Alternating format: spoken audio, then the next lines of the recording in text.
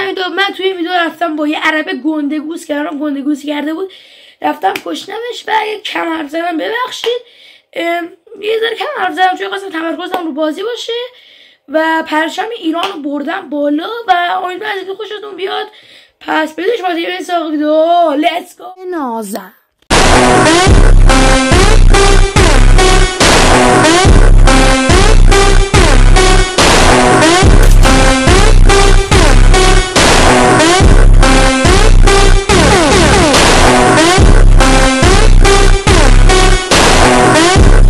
خب چیزو برم اینا دیگه برم عادی شد.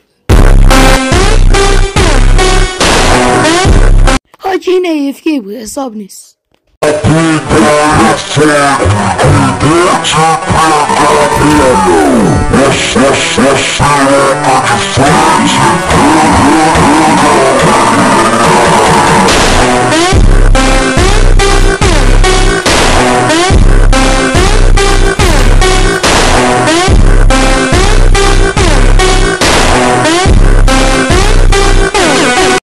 تا تو پلیر عرب باشی برای ما ادعا نکنی.